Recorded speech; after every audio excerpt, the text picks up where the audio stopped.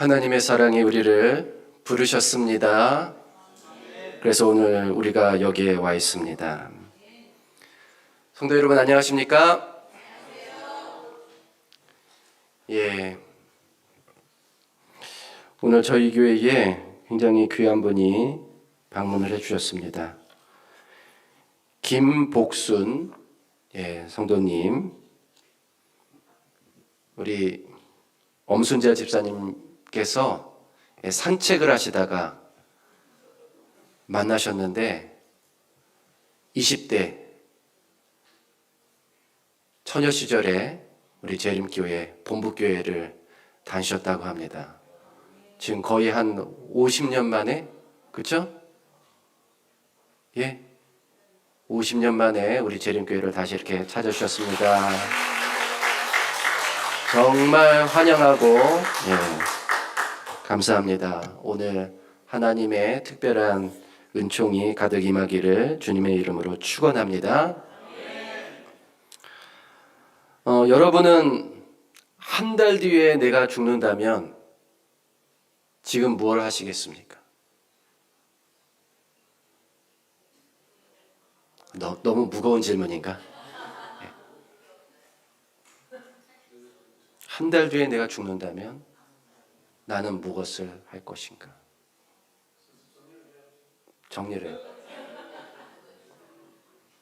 의사들은 먹고 싶은 거 다 먹고 만나고 싶은 사람 다 만나라고 얘기를 합니다.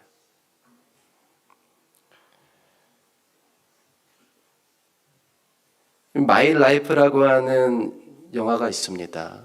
굉장히 오래된 영화예요. 이 영화의 주인공은 결혼을 해서 아내가 첫 아이를 갖게 됐는데 동시에 자신이 불치병을 갖고 있다는 사실을 알게 됩니다. 그리고 안타깝게도 아이가 태어나기 전에 자신이 먼저 죽게 되었어요. 그는 아기를 사랑할 수 있는 시간이 얼마 없다는 사실을 깨닫고 그때부터 비디오를 찍기 시작합니다. 아이와 만날 수 없으니 자기가 살아있는 동안 아빠가 너를 얼마나 사랑하는지를 그 사랑의 흔적을 남기기 위해서 모든 것을 해요. 어떻게 걸음마를 해야 하는지, 네가 커서 수염이 자라기 시작하면 면도는 어떻게 해야 되는지, 자신의 애정과 사랑을 최대한 그 비디오에 담기 위해서 애를 씁니다. 우리도 마찬가지일 겁니다. 우리에게 시간이 많이 남아있지 않다면 과연 무엇이 중요하겠습니까? 돈이요? 명예요? 지위요? 심지어 건강마저 중요하지 않습니다. 시간이 부족할 때 가장 중요한 것은 사랑입니다. 사랑할 시간이 부족해요. 이 말씀을 다 같이 읽겠습니다. 시작. 피차 사랑의 빚 외에는 아무에게든지 아무 빚도 지지 말라. 남을 사랑하는 자는 율법을 다 이루었느니라. 또한 너희가 이 시기를 알거니와 자다가 깰 때가 벌써 되었으니 이는 이제 우리의 구원이 처음 믿을 때보다 가까웠음이라. 이 말씀은 우리에게 두 가지 교훈을 줍니다. 첫째는 사랑하는 것보다 더 중요한 것은 없다. 사랑의 빚 외에는 다른 빚은 지지 말라고. 이건 사랑이 가장 중요하다는 뜻이에요. 또 다른 하나는 우리에게 시간이 많지 않다는 겁니다. 이 두 가지 교훈을 합치면 시간이 얼마 남아있지 않을 때 우리가 해야 할 일은 사랑하는 것뿐임을 알려주고 있어요. 시간이 없을 때 우리가 해야 할 일은 뭐라고요? 사랑하는 것. 주님이 다시 오시면 우리 중 누군가는 영원히 만나겠지만 어쩌면 우리 중 누구와는 영원히 다시 만나지 못할 수도 있어요. 그래서 우리는 이 생을 살 때에 후회 없이 사랑하며 살아야 합니다. 우리에게 주어진 이 생은 누가 천국에서 사랑하며 살 수 있는지를 살펴보는 검증의 시간이에요. 그렇지 않겠습니까? 하나님이 누구를 그분의 나라로 데려가시겠어요? 사랑하며 살 줄 아는 사람을 데려가시지 않겠습니까? 천국은 이 생에서 후회 없이 사랑한 사람의 것이 될 것입니다. 반면 사랑할 기회를 저버리는 사람들은 천국에 들어가지 못할 것이에요. 시간이 얼마 남지 않았을 때 우리가 해야 할 일은 뭐라고요? 사랑하는 것입니다. 시간이 얼마 남지 않았을 때 우리가 해야 할 일, 사랑하는 것이에요. 그것을 달리 이번 말씀은 뭐라고 얘기합니까? 사랑의 빛을 갚는 것이라고 얘기합니다. 피차 사랑의 빛 외에는 아무에게든지 아무 빛도 지지 말라. 남을 사랑하는 자는 율법을 다 이루었느니라.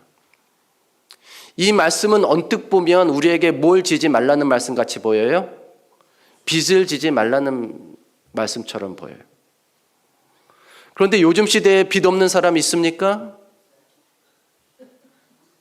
아파트 대출 끼고 사면 그게 뭐예요? 빚이죠.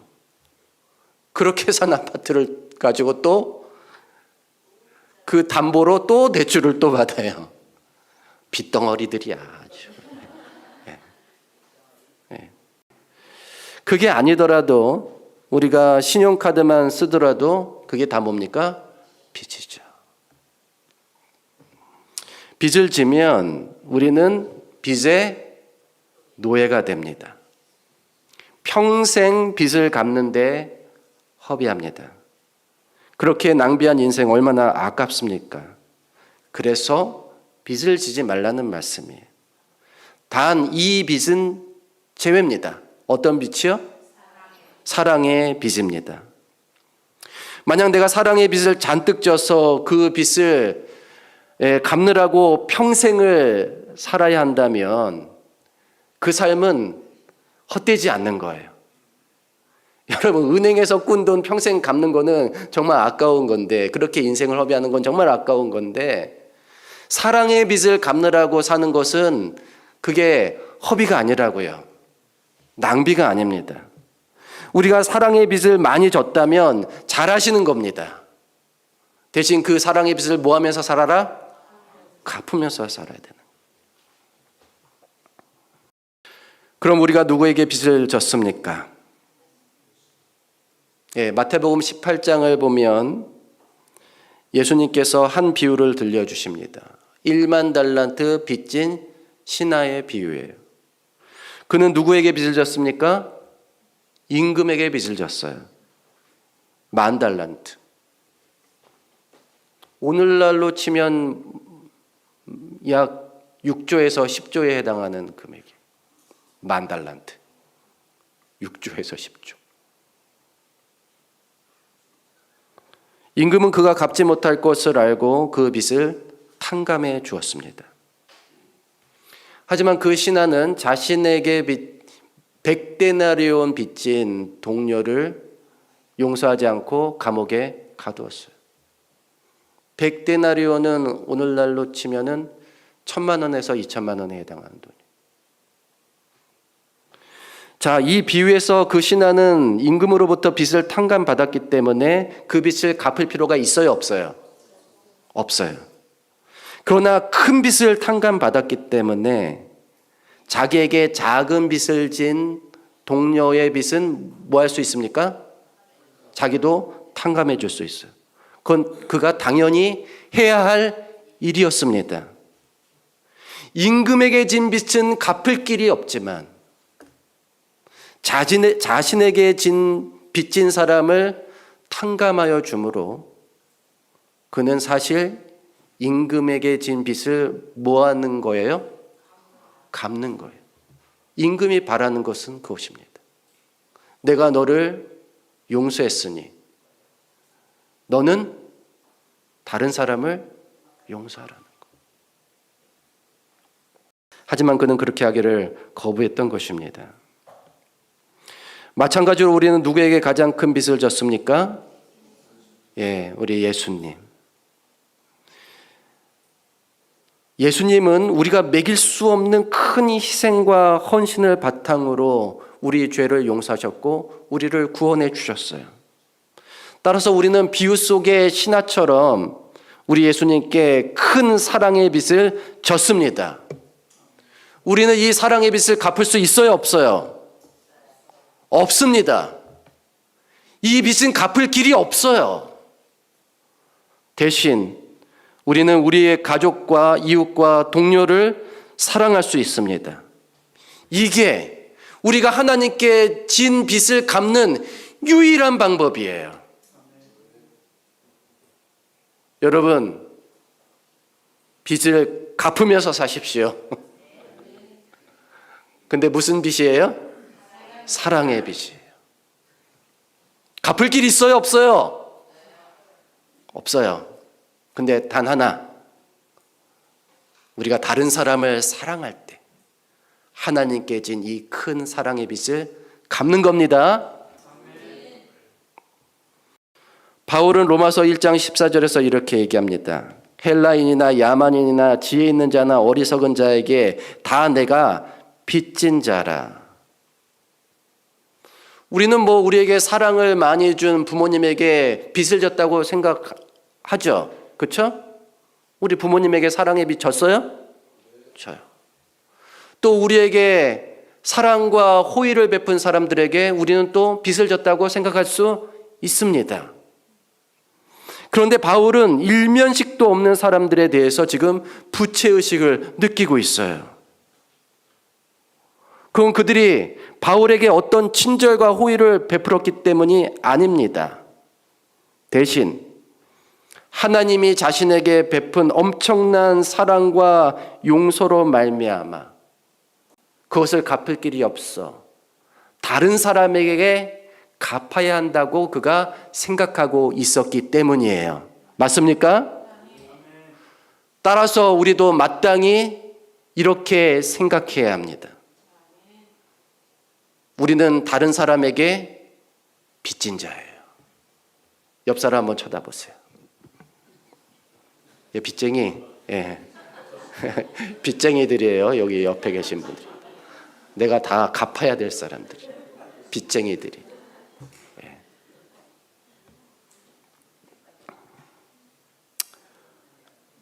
여러분, 우리 가족들에게 잘합시다.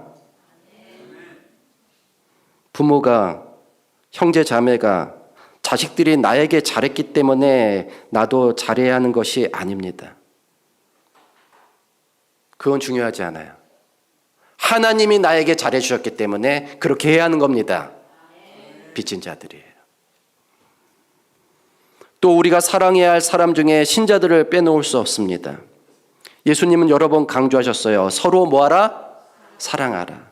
너희가 서로 사랑하면 이로써 모든 사람이 너희가 내 제자인 줄 알리라고 말씀하셨습니다. 형제 사랑은 교회의 가장 뚜렷한 특징이 되어야 합니다. 서로를 나의 친 형제 자매같이 아끼는 마음이 우리에게 있어야 합니다. 그런데 우리가 안식일에만 이렇게 잠깐 만나서 헤어진다면 결코 그러한 사랑의 관계가 형성되지 않습니다. 예령이가 최근에 이런 이야기를 했어요. 예령이가 누군지 아시죠?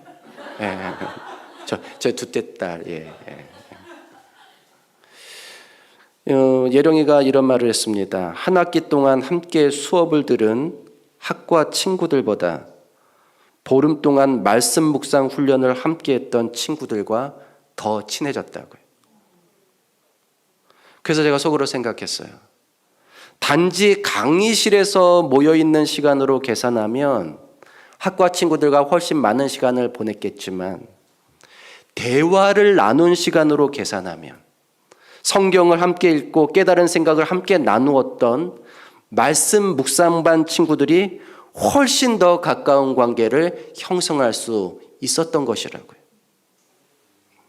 교회 생활도 마찬가지입니다.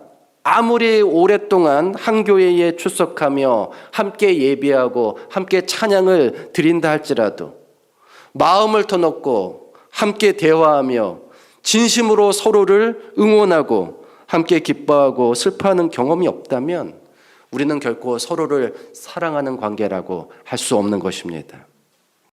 따라서 우리가 어떻게 하면 더 깊은 사랑의 관계를 형성할 수 있을지 고민하고 그 일을 위해 힘써야 합니다.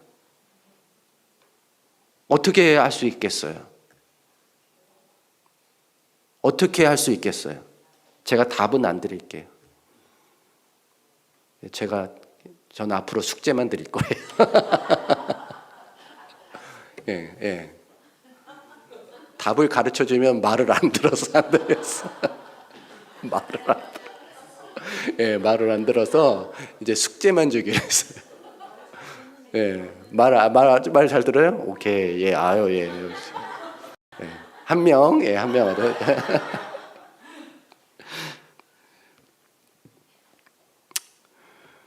우리가 왜 그렇게 서로를 사랑해야 합니까? 이유가 뭐라고 그랬어요? 하나님께 큰 사랑을 받았기 때문이에요. 우리가 다른 사람을 사랑하는 것 외에는 하나님의 사랑을 갚을 길이 없기 때문입니다. 이를 위해 기도하고 힘쓰는 저와 여러분이 되기를 간절히 바랍니다. 반면 우리가 사랑해야 할 대상 중에 빠진 사람들이 있어요. 누굽니까? 우리의 가족과 교인 외의 사람들, 즉 성경에서 외인이라고 이방인이라고 부르는 사람들입니다. 아직 하나님을 알지 못하고 진리를 깨닫지 못한 사람들까지 우리는 사랑해야 합니다. 우리는 그들에게 빚을 졌어요. 당연히 나누어줘야 하나님의 사랑을 아직 그들에게 나눠주지 않았습니다. 당연히 나눠주어야 할 복음의 빛을 아직 그들에게 전해주지 않았습니다. 그렇다면 어떻게 해야겠습니까? 외인들과 저 이방인들을 사랑하는 방법은 무엇입니까? 어떻게 해야겠어요? 답 안 주기로 했는데. 어떻게 해야겠어요? 이게 답이에요.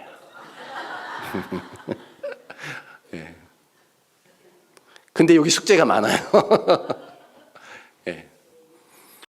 아시다시피 10월 10일부터 25일까지 후반기 해피타임 기간입니다.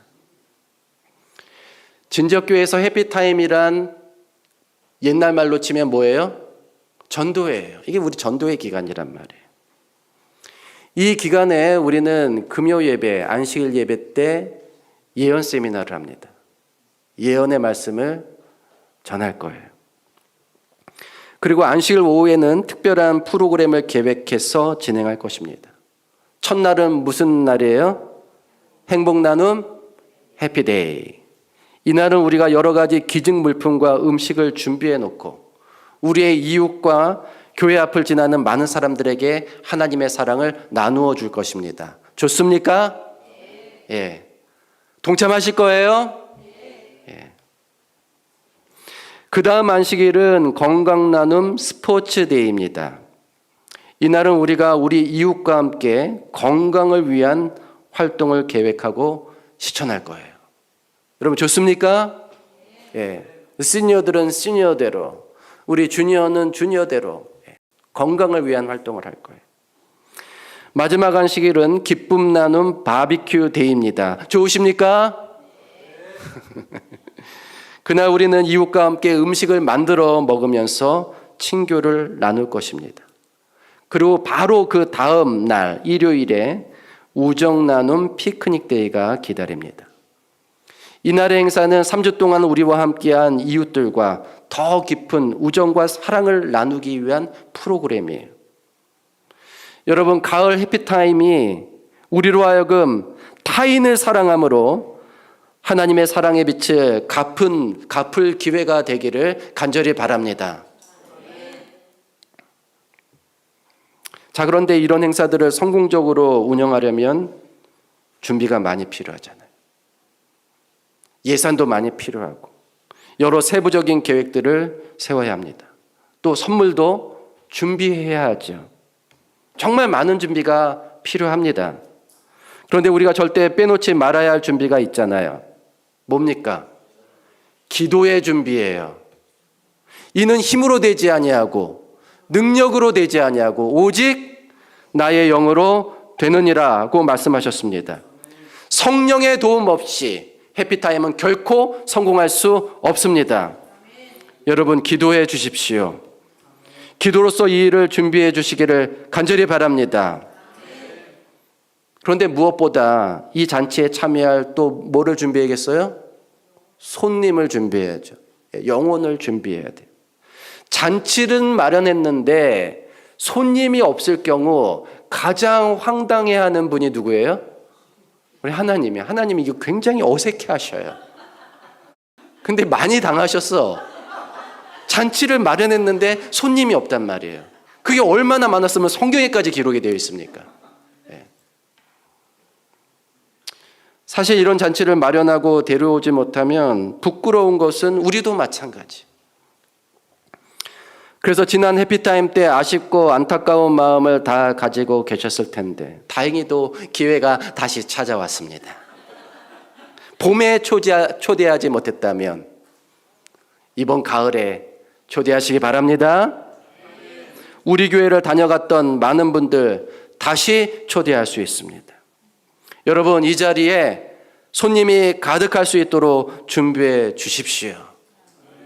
오늘 아주 신호탄으로 그냥 저기 네 분, 저기 뒤에 계신 네 분,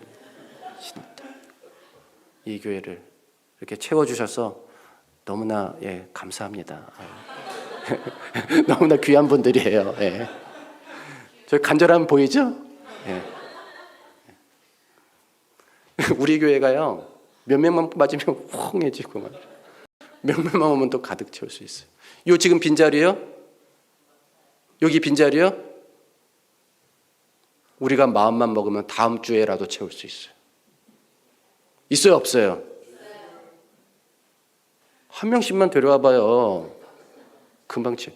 오늘 빠진 사람들 다 채워놔 봐. 저기 우리 제 아내가 갖고 있는 추석부에 있는 사람들만 다 차요. 왜 이렇게 빠지는 거야? 여러분, 교회 빠지지 마십시오. 그리고 데려오고자 한 마음 먹은 사람들 데려오세요. 자녀들 데려오세요. 자녀들 데려오시고 가족들 데려오시고 친구 이웃 데려오시기 바랍니다. 여러분, 이런 일을 위해서 우리 모두 기도하셔야 됩니다. 우리 어른, 청년, 학생, 어린이 모두 이 일을 위해 기도하며 협력해 주시기를 주님의 이름으로 호소하며 당부합니다. 근데 기도하자고 해놓고서 집에 가면 또 기도 안 하니까 지금 이 시간 기도하겠습니다. 이 시간 각자의 자리에서 이번 집회가 성령이 이끄시는 집회가 되게 해달라고 기도하십시오. 또 우리 교회에 인도하기를 원하는 우리 믿지 않는 가족, 친구, 친척, 이웃의 이름을 부르며 기도해 주십시오. 또 우리 교회를 지나갔지만 지금 방황하고 있는 분들이 이번 해피타임을 계기로 꼭 교회로 돌아올 수 있게 해달라고 간구해 주시기를 간절히 바랍니다. 잠시 기도하겠습니다.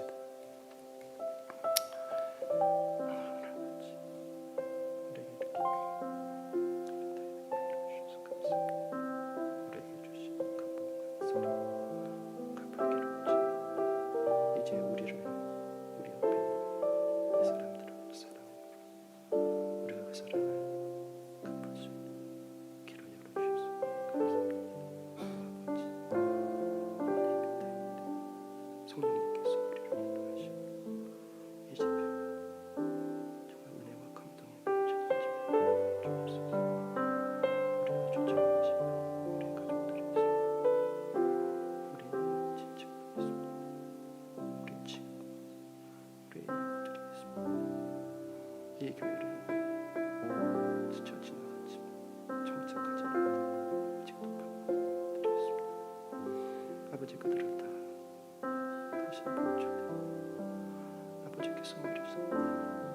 좋은 잔치, 큰 잔치 부르고 이 자리를 채울 수 있기를 원합니다. 아버지, 우리를 사용하시고 도와주시옵소서. 아버지께서 친히 온전히 해주시고 그들의 마음을 열어주시고 우리가 초대할 때 기꺼이 응할 수 있게 해주시옵소서. 아버지, 시간이 정말 부족합니다. 이 마지막 때 세상의 유혹에 그렇게 빠져 살아가지 않고 우리 구원해 주시려 하나님의 사랑과 하나님의 기별에 귀를 기울이고 우리의 소망을 하늘에 둘 수 있도록 우리 모두를 부르시고 우리 사랑을 진짜 진리들을 부어주시기를 간절히 바랍니다. 아버지, 이 교회가 성공적으로 치료하게 우리 성도들이 당신의 배를 아버지 우리에게 열심히 주시고 영전을 주시고 지만 능력 주시기를 간절히 바랍니다. 예수님의 이름으로 기도드립니다.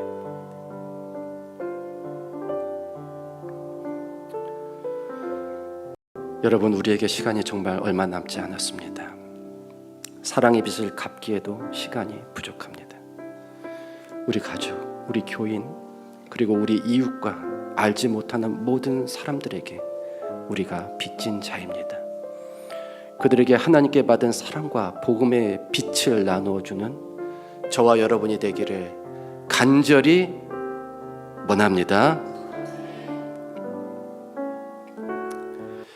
그 다음 시간이 얼마 남지 않았을 때 우리가 해야 할 일은 잠에서 깨는 겁니다.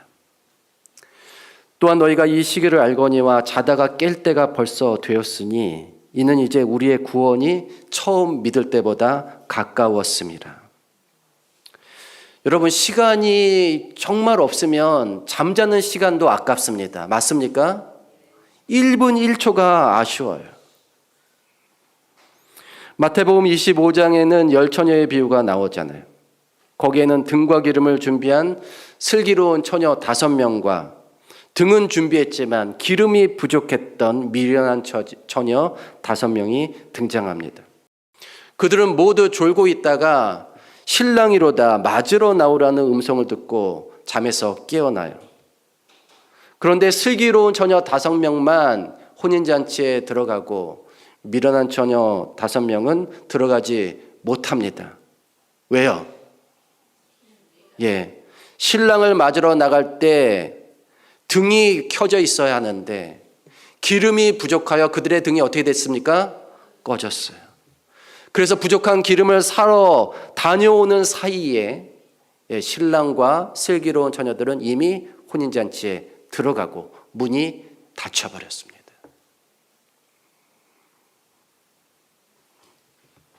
졸면 되겠어요? 깨어야 됩니다. 기름이 부족한지 확인을 하고, 부족하면 어떻게 해야 돼요? 그때그때 채워야 돼요. 근데 계속 졸면 기름은 계속 어떻게 됩니까? 계속 없어져요. 바닥이 나버리는지도 모르고 계속 졸면 되겠습니까? 안 되겠죠. 잠에서 깨라는 말씀은 우리가 영적으로 너무 오랜 시간 침체에 빠져 있어서는 안 된다는 뜻입니다. 신앙생활에도 침체기가 있긴 해요. 때로는 실망해서, 때로는 지쳐서, 개인적인 일과 사정 때문에 우리가 침체기를 가질 수 있습니다. 그러나 너무 오랜 시간 동안 침체에 빠져 있어서는 안 된다는 거예요. 왜냐하면 시간이 없기 때문입니다. 우리가 조는 사이에 기름은 다 없어져 버려요. 여러분, 졸고 있습니까? 깨어나셔야 돼요. 여러분, 지금 신앙의 침체기예요? 벗어나셔야 합니다. 저는 우리 교회가 침체에 빠져 있는 것은 아닌지 종종 걱정이 돼요. 연초에 가졌던 장밋빛 전망과 달리 출석률과 침례자 수가 우리의 기대에 못 미치고 있습니다. 안교 정각 출석률 그거 못하네. 그렇죠? 한 번 고점 찍고 계속 떨어져가지고 이거 회복이 안 돼요. 그럼에도 불구하고 그 목표를 이루어야 된다고 하는 동기 자체가 우리 지금 굉장히 약해져 있습니다. 왜 우리에게 이런 침체가 왔을까요? 제 생각에 가장 큰 이유는 우리에게 지금 뚜렷한 비전이 없기 때문입니다. 그런데 사실 비전이 없는 것이 아니라 우리가 그 비전을 뭐하고 있지 않는 거예요? 보고 있지 않은 것입니다. 생각해 보세요. 우리 교회 비전이 뭡니까? 이게 우리 교회 비전이에요. 우리는 변화를 갈망하고 있습니다. 우리는 새로운 교회, 젊은 교회가 되기를 꿈꾸고 있어요. 우리는 살아있기를 원하며 더욱 조직적으로 사역하기를 원하고 있습니다. 예배 잘 드리며 우리 각자가 하나님 만나고 열정적인 열성을 가지고 서로 사랑하는 신앙 공동체를 만들기를 원하고 있습니다. 그 일을 위해서 지금까지 너무 잘해왔어요. 우리는 예배에 변화를 가져왔고 교회를 더욱 효과적으로 운영하기 위해서 조직과 사역을 정비했습니다. 지금 각자가 이전보다 훨씬 훌륭하게 임무를 잘 수행하고 있습니다. 단지 지금 우리가 기대하는 것만큼 충분히 만족스럽게 그 결과가 나타나고 있지 않는 거예요. 그러다 보니 우리의 마음이 지금 느슨해져 있습니다. 예배에 조금씩 늦게 오기 시작하고 온 가족이 나오다가 한두 명씩 빠지기 시작하고 성경을 우리가 열심히 읽기로 했는데 지금 성경 읽기 포기한 사람들이 있고 전도하기로 했는데 그것도 자포자기하면서 마치 신랑이 오기 전 졸고 있는 처녀들처럼 우리가 지금 졸고 있는 것입니다. 졸면 되겠습니까? 깨어나셔야죠. 여러분, 우리는 우리의 꿈과 비전을 결코 놓쳐서는 안 됩니다. 저는 우리 교회가 하나님을 만날 수 있는 교회가 되기를 바라고 있습니다. 모든 영혼이 환영을 받고 참된 그리스도인으로 양육을 받으며 겸손한 마음으로 서로를 섬기고 연약한 사람들이 위로를 받을 수 있는 그런 따뜻한 교회가 되기를 바라고 있습니다. 더 중요한 것은 우리 교회가 성령께서 움직일 수 있는 교회가 되는 것입니다. 어느 누구도 하나님의 이 거룩한 임재 앞에서 경솔하게 행동하지 않고 심지어 어린이마저 하나님을 경외하는 것이 무엇인지 아는 그런 교회가 되기를 바라고 있습니다. 여러분, 이 꿈에 동의하십니까? 이 꿈을 바라보는 일에 함께 하시겠습니까? 그런데 여러분, 이것이 왜 꿈으로만 존재해야 됩니까?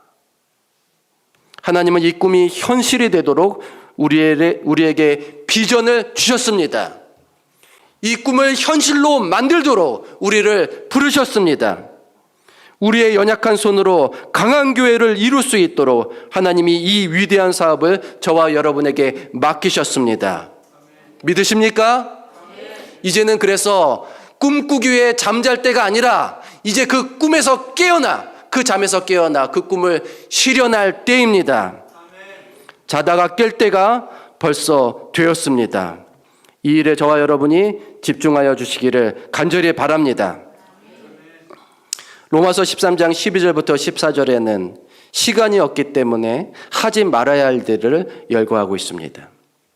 밤이 깊고 낮이 가까웠으니 그러므로 우리가 어둠의 일을 벗고 빛의 갑옷을 입자. 낮에와 같이 단정히 해가고 방탕하거나 술 취하지 말며 음란하거나 호색하지 말며 다투거나 시기하지 말고 오직 주 예수 그리스도로 옷 입고 정욕을 위하여 육신의 일을 도모하지 말라.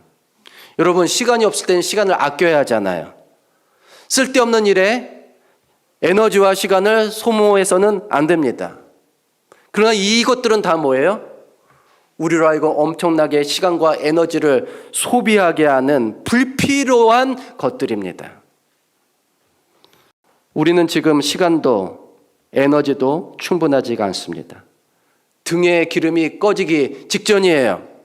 따라서 불필요한 일들은 과감하게 정리하고 우리의 모든 시간과 에너지를 한 곳에 집중시켜야 합니다. 한 곳에 집중시켜야 하는데 그 한 곳은 뭡니까? 그 하나는 뭐예요? 우리가 서로 사랑하는 일입니다. 하나님께서 베푸신 사랑의 빛을 갚는 유일한 방법, 그것은 우리가 서로 사랑하는 것입니다. 이 일의 중요성을 결코 잊지 않는 저와 여러분이 되기를 간절히 바랍니다.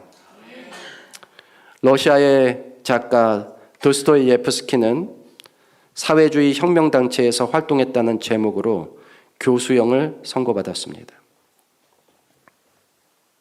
교수형이 아니라 총사령이군요. 총사령을 선고받았습니다.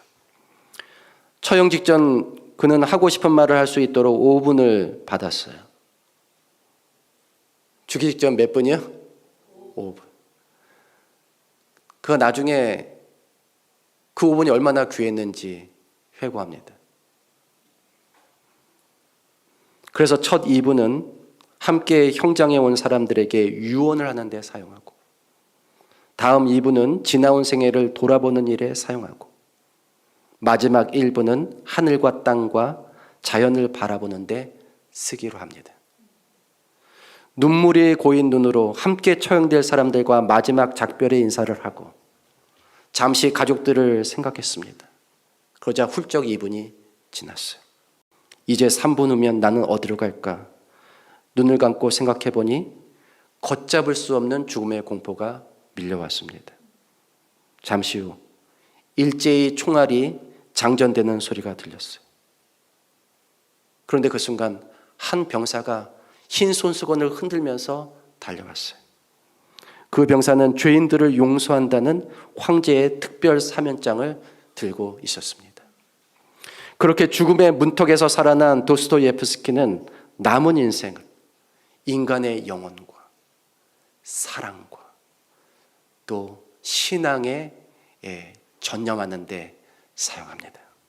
그것이 자신에게 주어진 하나님의 사랑을 갚는 유일한 길이었기 때문입니다. 여러분, 주님의 재림이 정말 얼마 남지 않았습니다. 주님이 오시면 그분은 우리에게 영원한 시간을 선물로 주실 것입니다. 그런데 그 영원한 시간을 얻기 위해서 우리는 지금 이 생의 이 짧은 시간을 어떻게 가치 있게 사용해야 되는지를 알 필요가 있어요. 가치 있는 어디에 써야 합니까? 서로 사랑하는 데 사용해야 합니다. 여러분의 가족을 사랑하는 일에, 그리고 그리스도의 피로 사신 성도들을 사랑하는 일에, 그리고 아직 구원받지 못한 영혼들을 사랑하는 일에 우리의 시간과 에너지를 사용합시다. 어둠의 일을 벗고 빛의 갑옷을 입기를 바랍니다. 그리스도로 옷 입은 빛의 전사, 사랑의 전령으로 깨어나서 하나님이 우리에게 맡겨주신 비전과 꿈을 함께 이뤄가는 우리 진적교회 모든 성도들이 되기를 간절히 바라며 말씀을 마치겠습니다.